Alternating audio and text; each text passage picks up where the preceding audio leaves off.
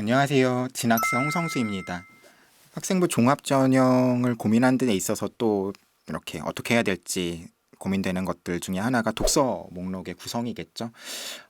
그런 것들을 어떻게 구성해야 될까를 생각할 때 좀 참고할 수 있는 것들이 그럼 다른 친구들은 어떤 것들이 있는지 이런 것들을 확인함으로써 그럼 나는 어떤 식으로 구성해야 될까 이런 것들을 생각해 볼 수 있는 기회가 되는 것 같아요.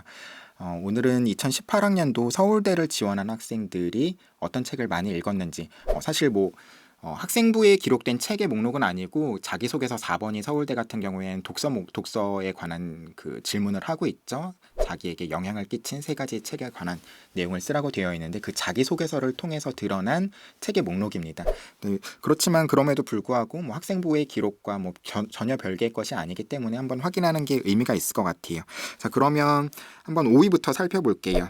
5위는 멋진 신세계라는 책입니다.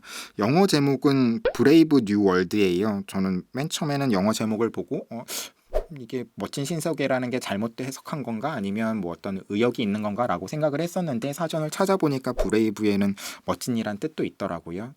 잘 몰랐던 학생이라면 그것도 한번 기억하면 좋을 것 같고요. 어쨌든 5위 멋진 신세계, 이 책은 어떤 내용의 책이냐면 과학기술의 발달 아니면 기계 문명의 발달 이런 것들을 통해 가지고 우리 사회 같은 것들이 어떻게 변하게 될지를 예상해 보는 소설이죠.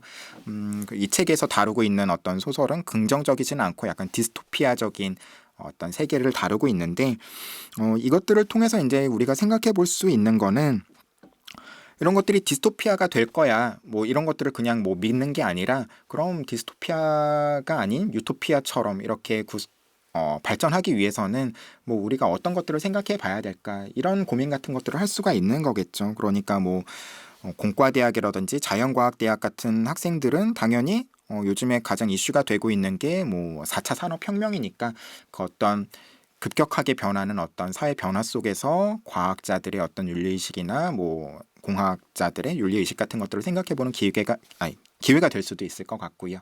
아니면 인문과학대학이나 사회과학대학의 학생들 같은 경우에도 비슷한 어떤 문제의식을 가지고 고민해보는 기회를 주는 책일 수도 있겠죠. 그렇기 때문에 이 책은 사실은 각 단과대학별로 봤을 때 가장 많이 읽힌 책 탑3 안에 들어가지는 않습니다. 그러니까 앞으로 말씀드린 4위나 3위나 2위나 1위 책 같은 경우에는 이 책을 읽은 학생들은 어떤 단과대학을 지원한 학생들 이야 이런 것들이 좀 드러나는 면이 있는데 이 책은 탑3 안에 들어가는 단과대학이 아무것도 없어요. 그러니까 굉장히 다양한 분야에 있어서 읽혔다라는 거겠죠.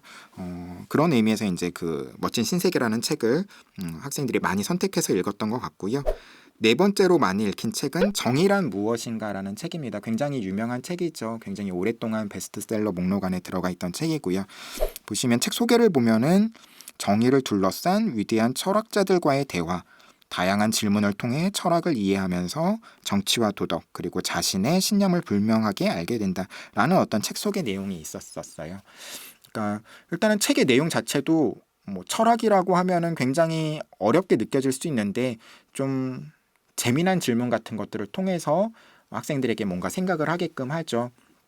그러니까 마이클 조던이라는 농구 선수가 굉장히 성공하게 된 거는 그 개인의 노력이 오로지 그 개인의 노력, 물론 개인이 노력한 거긴 하겠지만 개인의 노력 때문인 것만인지 아니면 어떤 사회적인 뒷받침이 되었기 때문인 건지 사실은 농구라는 스포츠 자체가 인기가 없었다라고 한다 그러면 마이클 조던이 지금처럼 성공하기 어려웠을 수도 있죠. 그래서 그런 방향에서 이런 것들을 어떻게 바라봐야 되는지 이런 질문을 던지기도 하고요. 어떤 선택의 문제에 있어서 누구를 살려야 되고 누구를 살리지 못하는 선택을 해야 될 때 어떤 가치관을 가지는 것들, 어떤 생각을 할 수 있는 그런 것들을 한번 제시해 주기도 하고요. 그래서 이런 질문들을 통해 가지고 나의 가치관을 생각해 보게끔 하는 것, 나의 가치관을 한번 재정립하게끔 하는 것 이런 데 있어서 기회가 될 수 있는 책입니다. 정의란 무엇인가라는 책이. 그래서 그런 주제의식, 정의론이나 정치윤리와 같은 어떤 키워드를 가지는 것과 유사하게 사회과학대학에서를 지원한 학생들 중에서 두 번째로 가장 많이 읽혔고요. 자유전공학부를 지원하는 학생들 중에서 첫 번째로 가장 많이 읽혔던 책이죠. 그리고 세 번째로 가장 많이 읽힌 책은 이기적 유전자라는 책입니다. 앞에 정의란 무엇인가라는 책은 좀 인문 계열의 어떤 모집 단위에서 많이 읽혔다라고 한다 그러면 아무래도 이거는 유전학이나 현대생물학이라는 어떤 키워드를 가지고 있는 책이니만큼 자연과학대학에서 가장 많이 선택을 했고요. 자연과학대학을 지원하는 학생들이 농생명과학대학에서 그리고 수의과대학에서도 두 번째로 많이 선택되어져서 읽혔던 책입니다. 이 책 같은 경우에는 사실 그 메시지가 조금 좀 우울하게 받아들여질 수도 있어요. 여기 보면은 책 소개를 보면은 인간은 이기적 유전자의 복지 욕구를 수행하는 생존 기계다라고 이렇게 표현하고 있죠.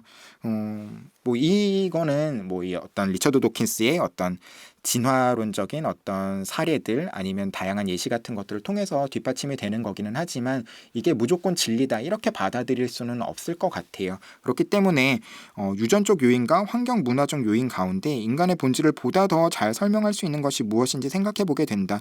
이 책을 조금 비판적인 의미에서 바라볼 수 있는 학생도 있을 거고 아니면 긍정적인 의미에서 바라보고 있는 학생도 있을 수 있는데 이 책 자체가 이 책이 정말 좋은 책이어서 많이 읽혔다 라고 할 수도 있지만 이 책을 통해서 생각할 수 있는 점, 이 책을 통해서 나의 사고 같은 것들이 성장할 수 있는 점이 있기 때문에 또 많이 선택이 되지 않았나라는 생각이 듭니다.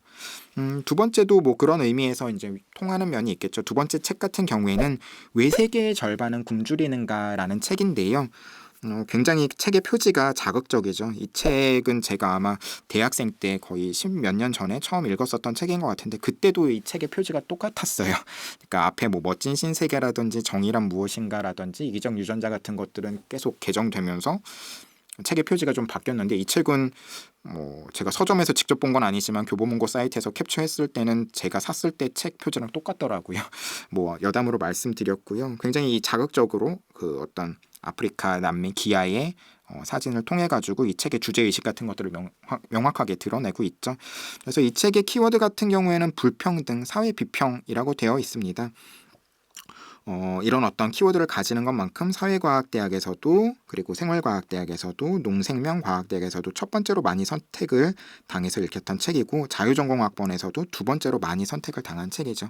이 책 같은 경우에도 그러니까 왜 세계의 절반은 굶주려? 그러니까 못 사는 나라들이 많아. 왜 잘 사는 나라들은 그 나라들을 도와주지 않아? 이런 정도에서 그냥 그치는 것들이 아니라 이런 어떤 인간의 생사를 가르는 상황들이 얼마나 정치 경제 질서와 깊은 연관을 맺고 있나 이런 어떤 것들을 사유하게끔 하죠. 그러니까 한 가지 사회 문제가 어떤 특정한 단 한 가지 요인으로 인해서 생기는 것들이 아니라 다양한 어떤 요인들로 인해서 발생하고 이런 것들은 물론 여기서 나오는 것처럼 사회과학대학에서 가장 많이 생각할 수 있는 어떤 주제의식일 수도 있지만 어떤 공과대학이나 자연과학대학이라고 하더라도 어떤 한 가지 문제가 발생했을 때 그런 것들의 문제의 원인 같은 것들을 찾아볼 때 한 가지가 아니라 여러 가지의 어떤 원인이 있을 수 있고 그런 것들이 어떻게 복합적으로 작용하는지 이런 것들을 생각해 볼 수 있는 계기가 될 수 있는 책이기 때문에 꼭 이 어떤 인문계열 학생들에게만 읽혀야 된다 이런 것들은 아닙니다. 자연과학대학을 지원하는 학생들도 충분히 읽을 수 있는 책이라고 생각해요. 그래서 상당히 많은 학생들 352명에게나 선택을 당해서 읽혔죠. 이 책이. 그리고 또 많은 학생들에게 영향을 끼친 책이라고 학생들이 말하고 있고요. 그런데 1위는 약간 조금 다른 의미를 가지는 것 같아요. 1위는 미움받을 용기라는 책입니다. 물론 어떤 아들러라는 철학자의 사상을 바탕으로 해서 책이 쓰였기 때문에 사회과학대학이라든지 이런 어떤 전공을 지망하고자 하는 학생들에게 많이 읽혔을 수도 있는 책이지만 굉장히 다양한 분야에서 읽혔어요. 인문대학에서도 2위, 공과대학에서도 2위, 미술대학에서도 2위, 생과대에서도 2위, 음악대학에서는 1위, 의과대학이나 치의과대학에서는 3위. 굉장히 다양한 분야에 있어서 읽혔죠. 아까 멋진 신세계 같은 경우에는 다양한 분야에서 읽혔지만 이렇게 탑3 안에 목록 안에 들어가지 않았지만 이 책은 다양한 분야에서 읽히면서도 또 탑3 안에 들어가기도 했습니다. 근데 앞의 책들은 그 책을 통해서 내가 어떤 성장을 했다든지 아니면 어떤 생각을 새롭게 해볼 수 있었다든지 이런 것들에 대한 것들을 좀 드러낼 수 있다라고 한다 그러면 이 책을 통해서 학생들이 좀 많이 느낀 것은 약간은 좀 위안이나 위로 같은 것들이었을 거라고 생각해요. 그래서 이 목록을 발표한 서울대 웹진을 봐도 그 입학사정관 분이신지 교수님이신지 이제 쓰신 어떤 분이 쓰신지는 모르겠지만 이 책을 선택한 이유가 어떤 아들러에 대한 관심이라든지 그런 것들이라기보다는 실업과 양극화와 가정 해체의 교차점에서 발로한 각기 약진의 고단함, 그러니까 개개인의 피로감, 고단함, 현대 사회에서 느끼는 그런 것들을 그 애달품의 토로이자 위안이 책을 잡은 힘센 이유였지 않을까라고 이야기하시고 계시거든요. 그렇기 때문에 앞의 책들은 이 책을 통해서 다른 것들을 생각해 보았다기보다는 이 책을 통해서는 좀 위안을 받았다라는 어떤 학생들의 그 자기소개서 내용이 많지 않았나라고 생각이 듭니다. 뭐 그런 내용이 들어가면 안 된다라는 것들은 절대로 아니에요. 하지만 조금은 그 웹진 이 어떤 코멘트를 달아주신 내용을 보면 조금 그런 부분이 아쉽게 느껴진다라는 어떤 뉘앙스가 좀 느껴졌던 것 같습니다. 그래서 1위부터 어쨌든 5위까지는 이런 어떤 독서 목록을 가지고 있었고요. 6위부터 20위까지는 이런 독서 목록을 가지고 있습니다. 뭐 많이 들어봤을 법한 어떤 책의 목록들이죠. 뭐 베스트셀러라든지 스테디셀러라든지 이런 책들인데 1위부터 20위까지의 목록을 보면은 사실 이거를 2017학년도와 비교를 해볼 수도 있어요. 2017학년도와 2018학년도의 책의 목록이 거의 유사합니다. 단 두 권만을 제외하고는 2018학년도에 있는 여기 클라우스 슈밥의 제4차 산업혁명 이거는 20위 안에 들어가 있지 않았었어요. 2017학년도에는. 그리고 코스모스, 칼 세이건의 코스모스 같은 경우에도 2017학년도에는 20위 안에 들어가 있지 않았죠. 대신에 총균세라든지 이중나선이라든지 이런 책이 있었는데요. 단 두 권만의 차이가 있다라고 하는 것은 굉장히 조금 나쁘게 얘기하면 좀 획일적이다라는 식으로 받아들일 수도 있죠. 물론 어떤 굉장히 좋은 책은 다양한 학생들에게 많은 학생들에게 영향력을 끼칠 수 있기 때문에 뭐 이런 책을 읽으면 안 돼. 획일적이기 때문에 이런 책을 읽으면 안 돼. 라는 이야기를 할 수는 없습니다. 그치만 이런 책들을 통해서 나의 관심사 같은 것들, 나만이 가지고 있는 관심사 같은 것들을 드러낸다라고 한다 그러면 그런 것들은 조금은 더 긍정적인 평가를 받을 수가 있기도 하겠죠. 제가 아까 뭐 서울대 웹진에 있는 이 책의 목록을 소개한 서울대 웹진에 있는 코멘트를 소개해 드렸는데요.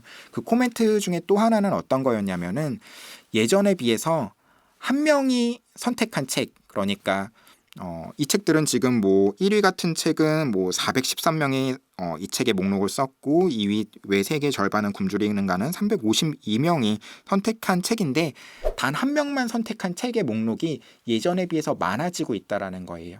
그러니까 최근에는 그 책이 한 9,400권에서 9,600권 정도로 예전에 비해서 많아졌다. 이런 것들을 조금 긍정적으로 평가하는 뉘앙스의 어떤 코멘트들이 있었거든요. 그러니까 이런 책, 여기 있는 1위부터 20위까지의 책을 읽으면 안 돼. 이건 것들은 획일적에서 읽으면 안 돼. 라는 것들은 아닙니다. 이 책을 통해서 생각할 수 있는 바가 굉장히 다양하고 좀 많기 때문에 이 책들이 선택당한 걸 거예요. 그렇지만 여기에서 그치지 않고 이 책들을 통해서 만약에 뭐 코스모스를 읽었다라고 한다 그러면 조금은 더 뭐 천체 물리학적이라든지 아니면 현대 물리학과 관련된 뭐 책의 독서 목록으로 이렇게 확장시킬 수도 있을 거고요.